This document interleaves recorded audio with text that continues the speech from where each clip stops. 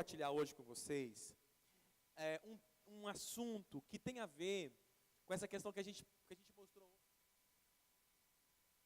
Mas eu não quero nem de longe que você pense, e você vai ver na palavra que não é o sentido da palavra, não é o propósito. Então eu não quero nem de longe que você pense que nós estamos cuidando de números. Nós estamos cuidando de pessoas. Isso é importante todos nós entendermos. E nós queremos que todo mundo que está sendo congregado, que está congregando conosco, nas células, nos cultos, nós queremos que a vida espiritual dessa pessoa cresça. Nós queremos que a vida familiar dessa pessoa também esteja crescendo. Nós queremos que a vida financeira dessa pessoa esteja crescendo. Isso é um aspecto de uma vida vitoriosa. Poxa, depois que eu aceitei Jesus, eu estou crescendo espiritualmente. Eu estou rompendo espiritualmente. Porque, gente, foi algo que eu ouvi hoje, que me marcou muito. Que quando Deus tira a nação de Israel do Egito, ela não vai para Canaã no mesmo momento. Demora 40 anos. E muita gente que saiu do Egito não entrou na terra prometida. E o que isso pode significar? É que muitos de nós já abandonamos o mundo, nós já abandonamos o Egito, mas não vivemos Cristo. Vocês entenderam isso? Você pode ter abandonado o mundo, mas pode não estar vivendo Cristo. Ou seja, pode não estar vivendo uma vida no Espírito, vitoriosa. Não, eu já abandonei as práticas do mundo, pastor. Eu era drogado, eu mentia, eu abandonei as práticas do mundo. Mas você ainda não entrou em Cristo. As verdades da palavra não é uma constância de revelação no seu espírito. Você ainda não entende o que é a adoração. Você ainda não é um adorador. Você ainda não tem um relacionamento de intimidade com Deus, com o Espírito Santo. Então você saiu do mundo, mas você ainda não adquiriu uma vida de promessa. Você ainda não entrou na promessa. Porque você ainda não entendeu alguns princípios básicos do Evangelho, da palavra de Deus. Então essa é uma preocupação. Porque o deserto, embora não seja para a morte, foi um lugar marcado de morte. Então a gente pode ter um monte de gente que não quer mais o mundo, mas que não sabe o caminho para Cristo de verdade. Para uma vida abundante em Deus. Vocês estão entendendo, gente? No deserto tinha vida abundante? Não tinha. Por isso que tem um monte de crente que diz, meu Deus, Senhor, mas eu já abandonei e não vejo os frutos. Porque os frutos não estão no deserto. Os frutos estão em Canaã. Lá plantava e colhia. Uma das primeiras coisas que Deus fala para Josué é, acabou o maná, agora vocês estão numa terra que pode plantar e colher. Então, rapaz, você já parou para pensar que você pode estar vivendo isso? Você pode ter abandonado o mundo, mas não está vivendo o aspecto frutífero de uma vida em Cristo? Uai, pastor, então por que eu não estou vivendo isso? Por falta de entendimento. Por isso que Oséias diz, o povo perece sem o verdadeiro entendimento. Então eu queria falar algumas coisas aqui, muito simples, mas que pode estar ajudando você a ter uma vida em Deus vitoriosa, mas em qual sentido? Uma vida que está crescendo espiritualmente, uma vida que está crescendo financeiramente, uma vida que está crescendo no âmbito da família. Isso é uma vida cristã vitoriosa. Entendeu isso, gente? Tá? Então não vem com esse negócio de dizer, aquelas que você fez no carro novo é mais derrota do que vitória. Então eu não quero dizer que isso é uma vida de vitória, comprar uma coisa. Não, eu estou dizendo que nós podemos viver uma vida vitoriosa, desde que as coisas que estão ao nosso redor, o seu ministério ter novas oportunidades, Você está vendo a sua vida emocional sendo resolvida, você está vendo a sua família sendo resolvida, sua vida financeira sendo resolvida, e assim por diante. Quem me entendeu até aqui? Foi claro? Amém? Então, eu não vou falar, mas eu vou falar de atitudes que você pode ter para ajudar, como a gente está aqui no meio de pessoas que lideram e que são discipuladores, né, no nosso Tadel. E eu vou falar de coisas tão simples, irmãos, tão simples, mas que funcionam, tá? Então, 3 atitudes que eu quero te ensinar a ter para ajudar com que a sua célula e os seus discípulos cresçam assim. Primeira, há algo que Paulo diz em 1 Tessalonicenses, capítulo 2, versículo 1, que é assim, Paulo diz assim: vocês sabem muito bem, irmãos, que a nossa visita não ficou sem proveito. Então, uma cultura que nós podemos mudar e que vai fazer muita diferença na qualidade de vida cristã, porque a gente vai poder ver de perto. O que é o primeiro conselho? Visita. Visitar. Esta é uma cultura que a nossa igreja pode mudar e crescer muito. Então, o que eu me refiro com isso? Vamos lá, vamos colocar isso na prática. O líder de célula ou o discipulador pode estar tendo tantos problemas com determinadas pessoas, e ele sempre abordou a solução deste problema na célula, ou numa reunião formal, e não teve êxito. Mas se ele marca informalmente uma visita, para visitar esse membro, para ir na casa dele, no momento onde ele está tão desarmado, está feliz pela tua presença, irmãos, essa visita, como diz o texto que nós fizemos aqui, ela não vai ficar sem proveito. Existem algumas coisas espiritualmente, com relação à visita, que você precisa entender. Primeiro, a sua presença representa uma autoridade na casa de alguém.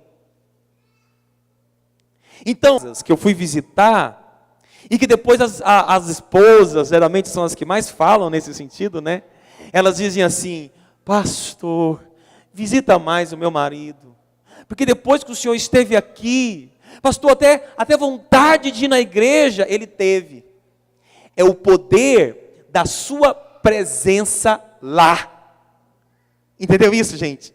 Então, uma coisa é mandar recado, outra coisa é você pregar de uma plataforma, ou até compartilhar uma palavra no meio de um grupo. Mas outra coisa é quando você entra naquele território que aquela pessoa está. Você é uma autoridade espiritual, então até espiritualmente falando, quando você chega ali, você está pisando em um território que talvez alguns demônios estão atuando. Então a sua presença física já é um grande avanço, para quebrar alguns grilhões. E Paulo está dizendo, com sem proveito. Pastor, mas peraí, qualquer um pode visitar? Sim. É lógico que existe uma hierarquia de autoridades, mas qualquer membro pode tomar uma postura de dizer: eu vou visitar um determinado irmão. E não é visitar apenas quem está longe, não é visitar apenas quem não foi à célula, mas é visitar também alguém que está perto, a fim de consolidar a presença dele. Entende isso, gente? Esse hábito de visita. E aí eu vou só falar um pouquinho da ética. Sempre avise que está indo. Se possível, pergunte se pode. Se possível, marque um horário, para a visita não ser inconveniente. Mas a sua presença lá, irmãos, espiritualmente, vai mudar muita coisa na atmosfera daquela casa. Né? Sem contar que você vai desarmar muita gente que fala que a igreja não tem unidade ou não tem um cuidado. Né? Essa visita sua vai te proporcionar descobertas que você nunca teria antes. Por exemplo, você pode descobrir o quanto o seu discípulo é desorganizado com a casa. Ou você pode descobrir o quanto a casa é tão organizada. Mas não é para isso que você está indo lá.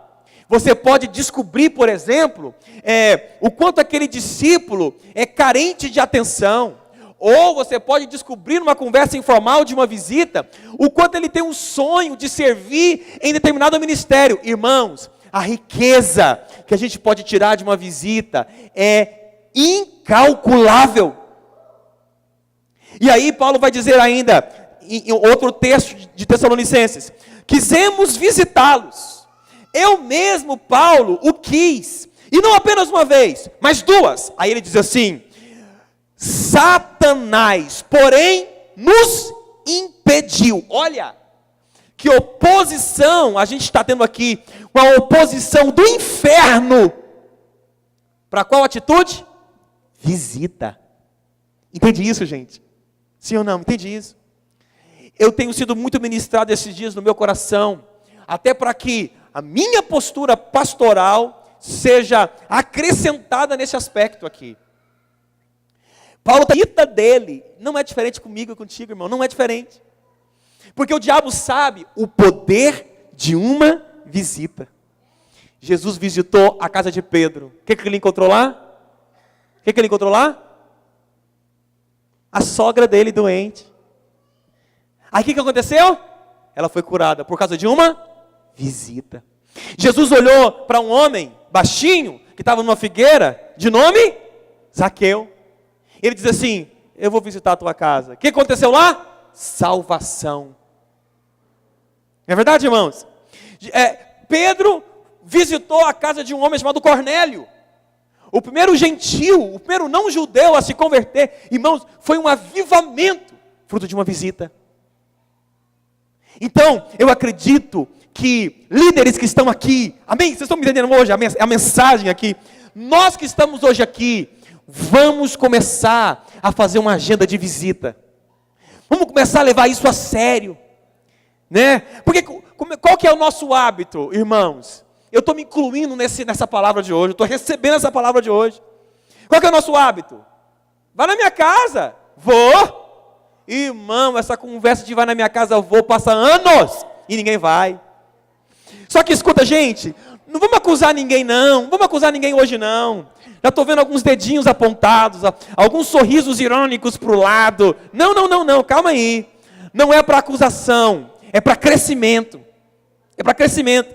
Então, imagina como não seremos saudáveis se tivermos o hábito, líderes de células, pastor, supervisores de área, supervisor de setor. Imagina se nós tivéssemos esse hábito de visitar as casas uns dos outros, conhecendo a realidade dele lá. Irmãos, é tão diferente isso. Não é? Às vezes você está cobrando tanto de alguém, mas quando você vai visitar, você vê a guerra que ele está inserido, você vê a realidade da casa dele, e você diz, meu Deus, ao invés de cobrar, eu preciso dar mais cuidado para esse irmão. E assim por diante. Então eu quero pedir para os irmãos, encarecidamente, vamos tocar neste hábito, de visitarmos mais. E voltando na questão de agenda, né, a gente sempre fala assim, e aí quando a gente pode marcar a visita? Não, vamos marcar essa semana. Irmãos, nunca sai. Então a gente precisa dizer assim, Marcos, poxa, eu quero ir na tua casa. Pastor, vai ser uma honra. Deixa eu ver aqui a minha agenda. Aqui, esse dia, nesse horário, você pode? Pode. Gente, não preocupa, viu, Marcos? Não preocupa em fazer uma galinhada, assim, com cheiro verde por cima, com piqui. Não precisa disso. Né, irmão? Irmãos? Não precisa disso. Não precisa nada de comida. Nós vamos lá, para eu conhecer você, conhecer a tua casa. Gente, isso é importante, sim ou não? Isso é muito importante. Isso é muito importante. Olha só, Tessalonicenses ainda diz assim, pois quem é a nossa esperança? Quem que é a nossa alegria? Quem que é a nossa coroa em que nos gloriamos perante o Senhor na sua vida? Aí Paulo responde, não são vocês? Ou seja, quando a gente vai visitar, quem que a gente está visitando? Nós estamos visitando a nossa alegria, a nossa esperança e a nossa coroa. A gente está indo cuidar. Amém, gente? Amém? As irmãs não se sintam ofendidas quando eu disser que estou visitando uma coroa. Não. É no valor de tesouro, né? Não tem nada a ver com a tua idade, não fica ofendida com isso.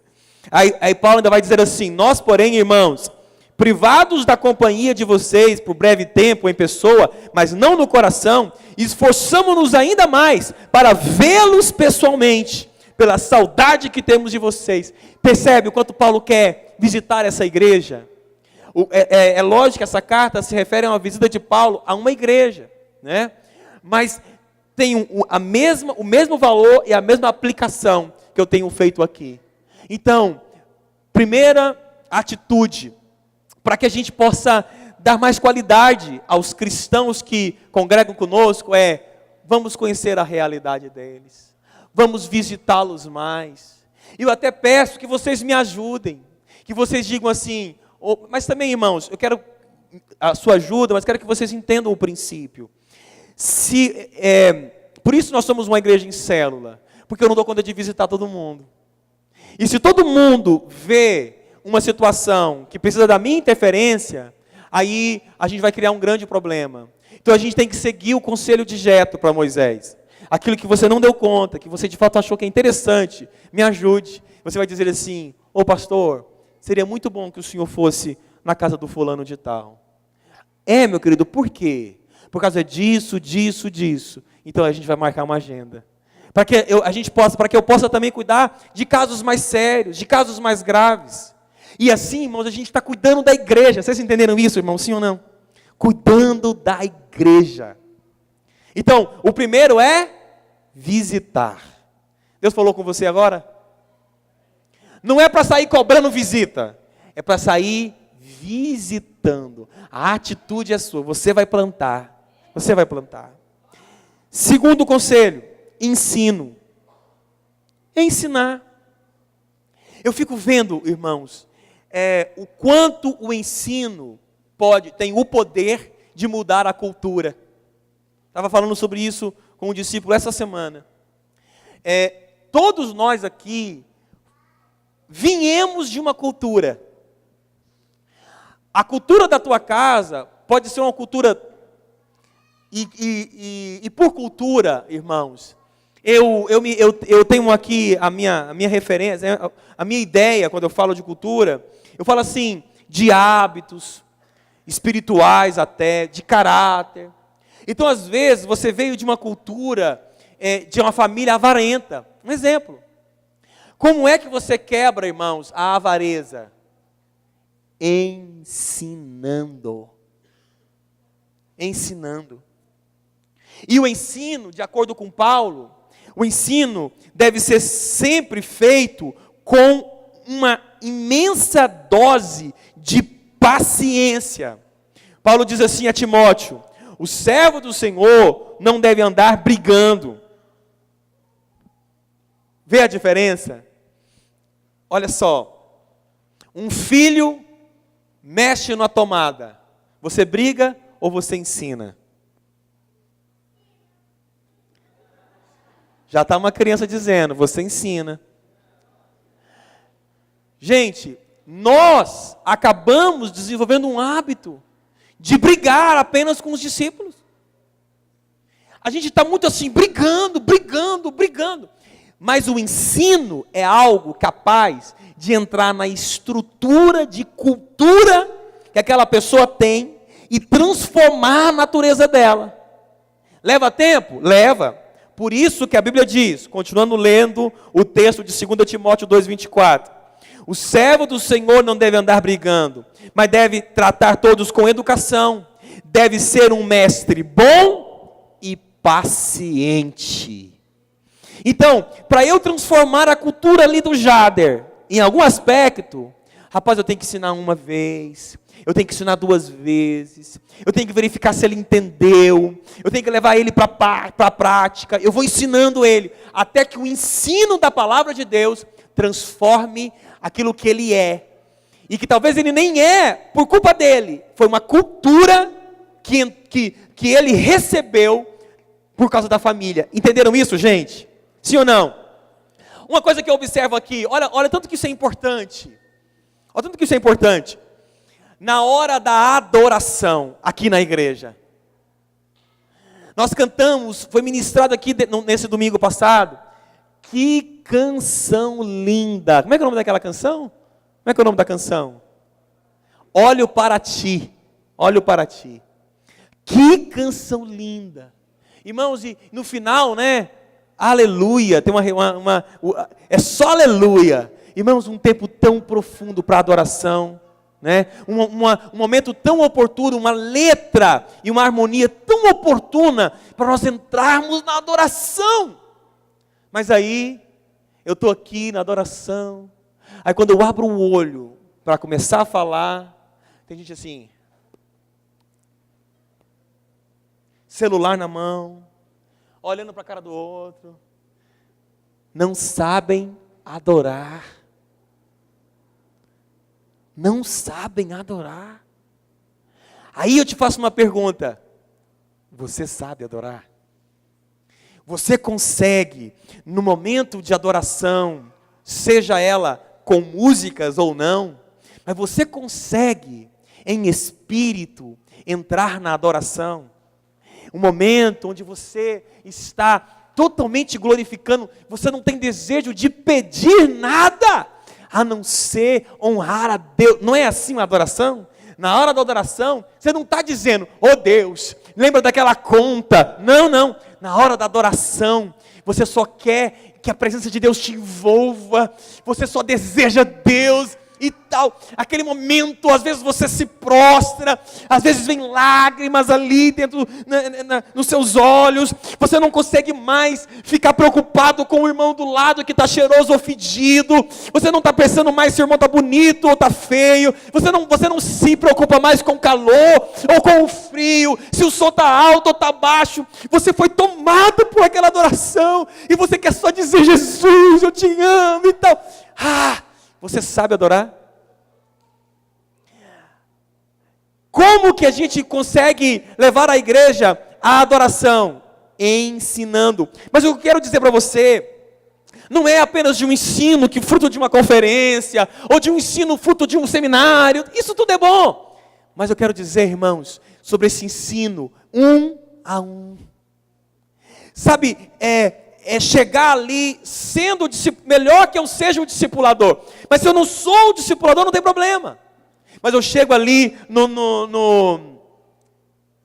Leandro, né?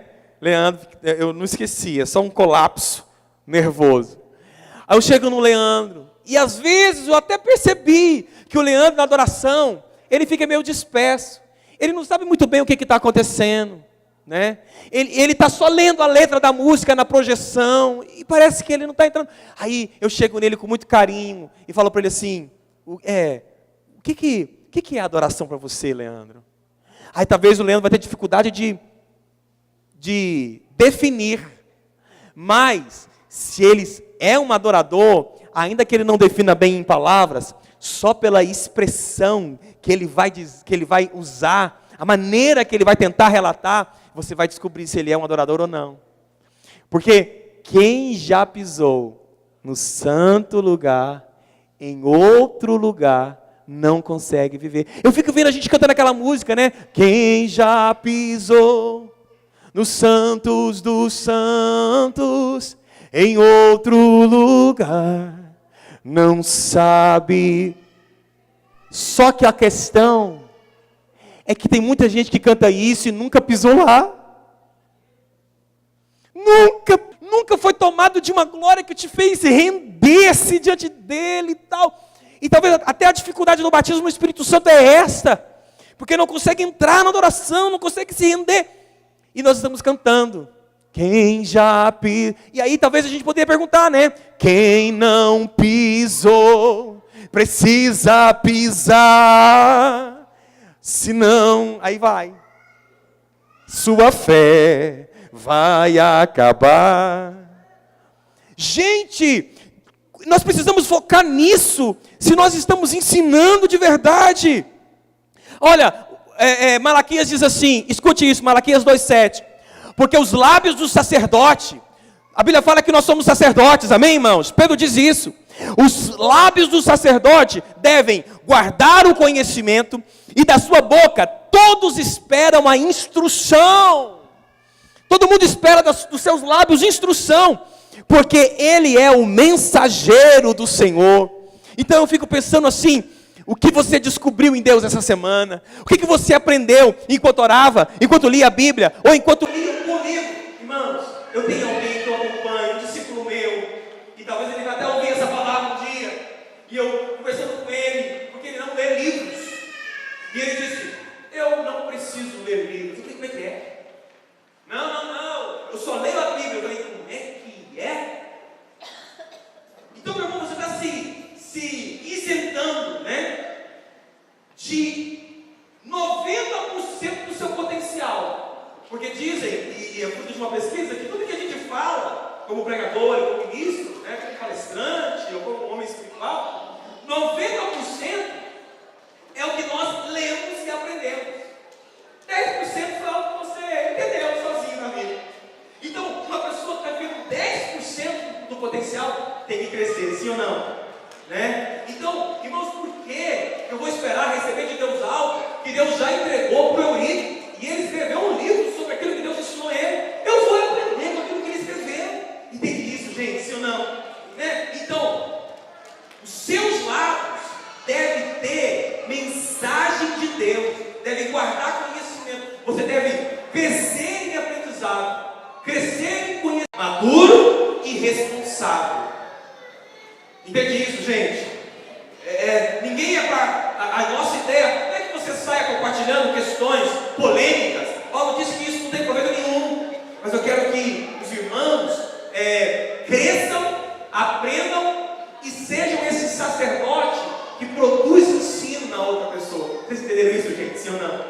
Poxa vida, irmãos, a avareza só é tirada com muito ensino. A adoração é algo que as pessoas precisam aprender através do ensino. Então, líder de célula, começa a cuidar desses detalhes da tua célula. Começa a cuidar desses detalhes na vida dos seus discípulos. Paulo vai dizer assim ainda: até a minha chegada, Timóteo, dedique-se à leitura pública da Escritura, à exortação e ao ensino. Então, queridos, ainda que você não consiga ensinar o outro em níveis muito profundos, ensine no nível que você já aprendeu. Tem alguma coisa que você já aprendeu sobre adoração? Sim ou não? Tem algo que você já aprendeu sobre oração? Tem algo que você já aprendeu sobre ofertas e dízimos? Tem algo que você já aprendeu sobre família? Tem algo que você já aprendeu sobre finanças? E você está do lado de alguém que não aprendeu ainda? Ensine. Ensine. Porque o ensino é o caminho, é a arma que nós temos para mudar a cultura, muitas vezes pecaminosa, do povo que congrega conosco, de mim e de você. Quem entendeu isso, irmãos? Amém, irmãos? Isso para mim tem sido muito importante. E a última dica que eu quero te dar, bem curta. Então, primeiro, visitar, pisar naquela terra, conhecer a realidade da pessoa. Segundo, ensinar com paciência. Ela vai aprender a ser uma boa esposa. Ela vai aprender a ser uma esposa que respeita o marido. Ela vai aprender a ser uma esposa que organiza bem a casa. Ela vai aprender a ser uma esposa que não... qual que é o erro aí, irmão? Que a gente pode falar? Que não bate no marido, né? Ela vai aprender a ser uma esposa melhor humorada. Ela vai ser... Ensina. Marido vai aprender a ser um homem mais tolerante. Ele vai aprender a ser um homem que cuida melhor da casa. Ele vai ser... Ensino. Amém? Ensinar. E o último, irmãos, oração. Olha para mim aqui. Oração.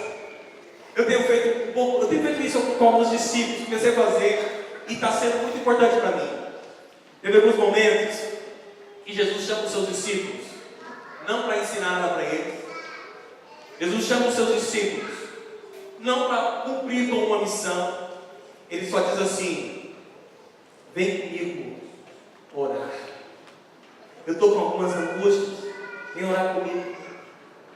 Então, quando eu chamo o discípulo para orar comigo, irmãos, muitas coisas também vão ser reveladas. Lembra quando Jesus chama Pedro, Tiago e João? Eles não conseguem orar. Você até vai perceber se ele ora com revelação da palavra ou não.